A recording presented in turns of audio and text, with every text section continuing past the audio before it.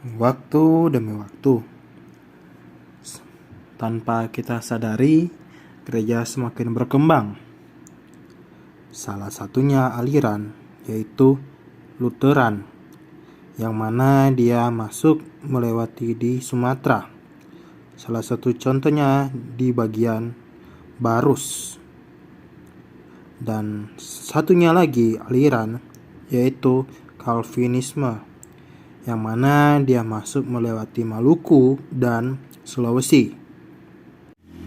Akan hal itu juga, di ajaran Lutheran, mereka yang masuk ke Sumatera agak lumayan berat, karena masih ada beberapa penduduk menolak dalam hal tersebut.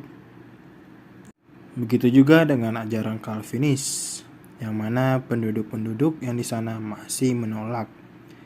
Karena pada masa itu Portugis di Maluku Utara, mereka masih memegang agama Kristen Katolik.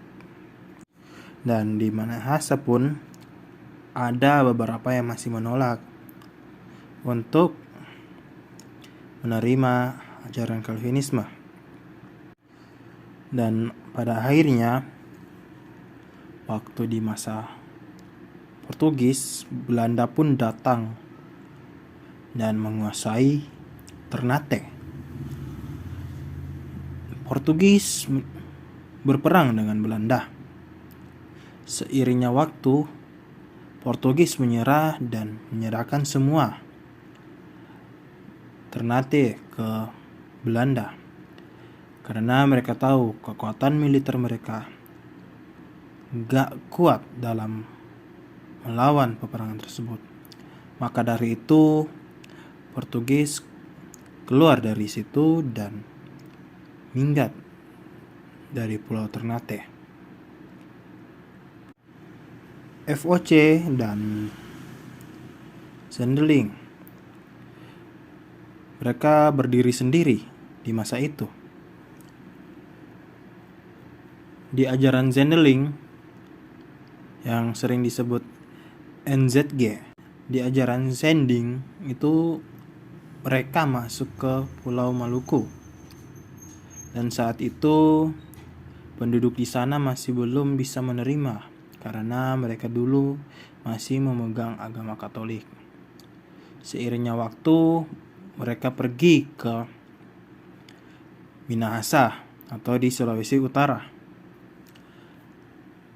Waktu itu mereka gak menerima dan masih percaya dengan adat mereka, percaya dengan Tuhan mereka.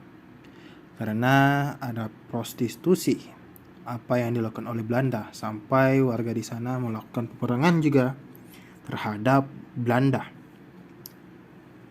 Dan waktu demi waktu terjadilah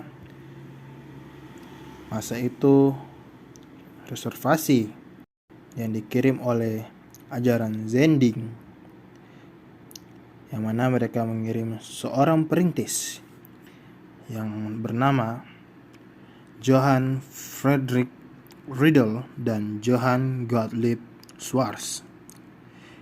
Yang masa itu mereka berdua memulai perlahan-lahan kepada penduduk Minahasa, yang mana mereka berbaur dengan penduduk-penduduk di sana. Sampai-sampai penduduk di sana mulai menyukai kedua perintis ini, Riedel dan Schwarz. Dan Riedel dan Schwarz mulai membaptis satu persatu.